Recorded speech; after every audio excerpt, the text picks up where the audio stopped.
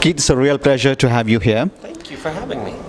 Who doesn't know GE? I have had the distinct pleasure of interviewing your former boss.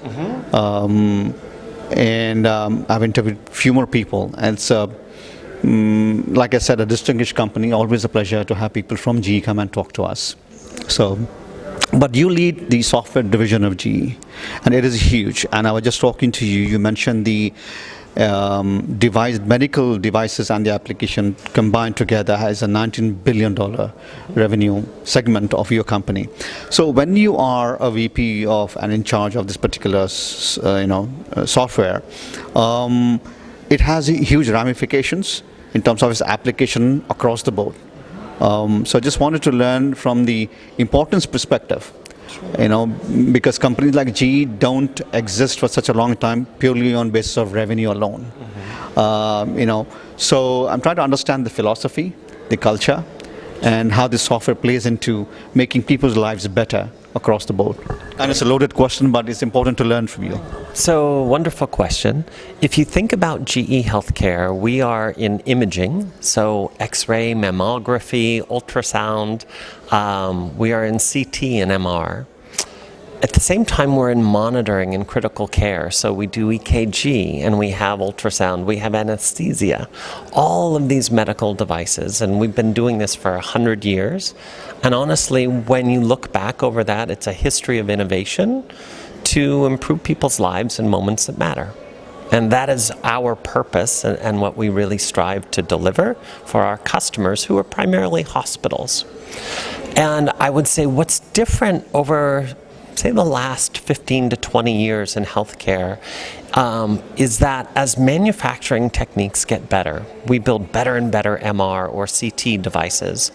They live and they last longer on the primary market. So a hospital here in Los Angeles, for example, might be using that piece of equipment for 15 years as the first buyer. And then another hospital, perhaps in Africa, might use it the next 15 years. So these are very long-lived, high-quality devices. And what we realized as part of our evolution from our software group, which we call Edison, was that these devices, because they last so long and because they provide so much value, we had to find a way to bring new capabilities to them after they were brought to market. And so our platform, Edison, as we call it, an intelligence platform, is really how do we bring innovation to those devices as frequently as possible to delight our customers, who are doctors and operators inside the hospital, even the financial leaders inside a hospital who are looking, don't make me buy a new device yet, bring me that innovation as part of an update from the software team. And so right now, what Edison provides is this platform for GE Healthcare to develop new applications and algorithms to deliver to our devices, as well as clinical partners. So we have hospitals around the world that are working with us to build algorithms, for example, that also will be deployed on these devices around the world. And we want to eventually reach out to startups. And we just started this in Bangalore 2 weeks ago of creating what we called Edison X, an opportunity for small startups to come and meet with us with their incredible innovative ideas and start building new intelligence applications on our platform that we could flow kind of like water through our pipes of Edison into our devices, into our software applications. Is that a good framing? Absolutely. It's a completely fabulous overview. So I'll take the next two questions based on what you said. When you talk about devices talking to each other, upgrading, bringing new innovation through your platform, I'm trying to understand how you as a big company have to also be sustainable and profitable. You have markets in North America and Europe, but you also have markets in Africa and South Asia, for example, where you may not have the returns that you expect, but the application will be a lot more valuable to those, and the scale is pretty huge. So how do you balance between the two? Because the innovation has to happen at the same scale between the geographies. So it's a wonderful question. So for most of our modalities, these medical devices, we offer what we call a value line which are lower cost but still high performance, and then a premium line. And those premium devices are often used by the highest end academic hospitals, for example, who are experimenting and doing research in addition to primary care of serving their population. So we absolutely segment our offerings in order to be able to address every type of hospital. I think your question has one nuance to it, though, which is there are rural hospitals in the United States just as there are in Africa or Southeast Asia, and they struggle with their financial capacity to buy a multi-million-dollar device, for example. And so we actually take these devices, if we use UCLA as an example here in Los Angeles, when they are completed using one of our devices, we often refurbish it and make it available on a secondary market as part of a gold program that we have, so that we can continue to bring this innovation with some of the latest capabilities, but at a lower cost. And this is crucial because here in the US, we have about 400 rural hospitals that are about to collapse. 46% of rural hospitals are losing money. So your question, this is in the US. So this crisis is not just in India or Africa. It's right here. It's 30 miles outside of Los Angeles, too. Good to know. I didn't know that. The other thing is about innovation. Big companies are always challenged to keep innovation going. A bureaucratic process get into place, and innovation is kind of on the back burner. And you are in different vertical where innovation is the core. It has to be constant innovation. So I'm trying to learn from you, how do you keep innovation going within your company through organic growth?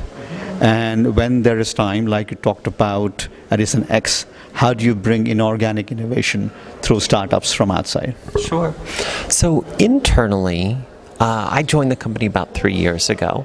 And it was a very small team when I joined, focused on the cloud, focused on artificial intelligence, focused on an edge appliance that could sit next to our devices to bring them innovation. And I've been really fortunate that because GE is such a wonderful, iconic brand, it attracts the brightest.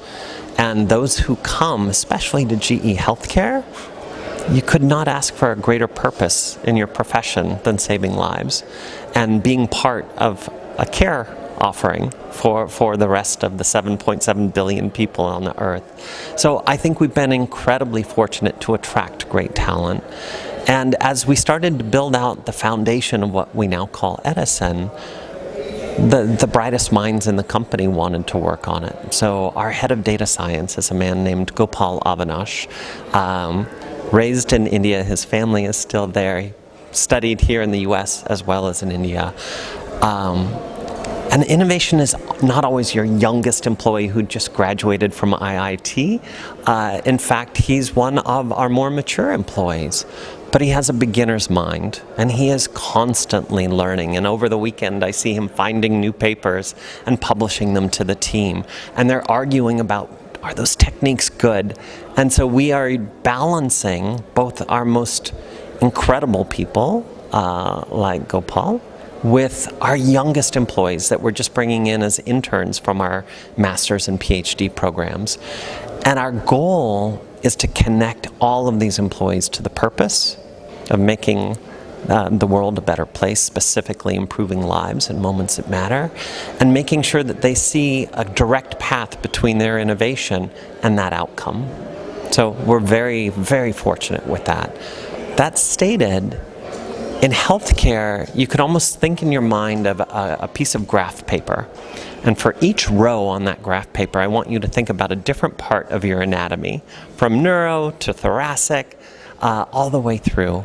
And now what I'd like you to think of is for each column in that graph paper, the different physics of healthcare. CT, MR, ultrasound.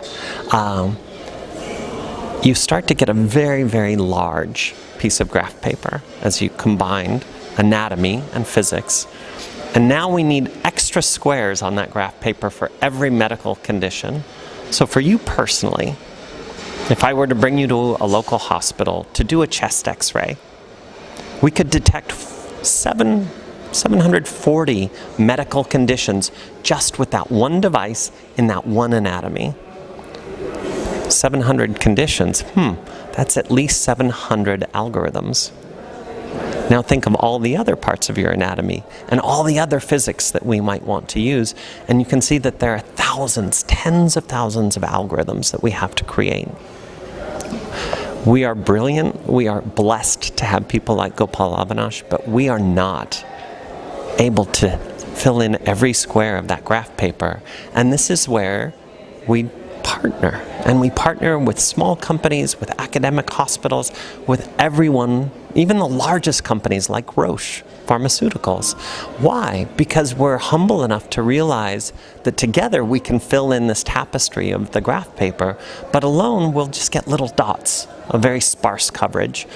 And so in terms of how do we work with the startup community, as I mentioned, we just did an event in Bangalore where we brought about 300 people from the startup community to help us in identifying and creating new applications on our platform Edison. We will do the same this month in China. And so, in fact, the United States will be the last market we launch this in, as opposed to the first. So your comments earlier about innovation, where do you find it? Amazon has a great phrase and a great value about frugality. When you don't have a lot of means, you can be very innovative. And so we see that same opportunity to harness the innovation from emerging markets and bring that to the entire world, because we operate in 160 countries. I couldn't agree with you more. Truly said, I'm stealing from somebody else. It's truly a flat world. Innovation can happen anywhere. And as you said, frugality, just, necessity, as they say, mothers the invention, and that's happening more in the emerging markets than here. And GE is a great company. Thank you. And thank you. It's been wonderful talking to you. Appreciate that. Awesome. Thanks for having me.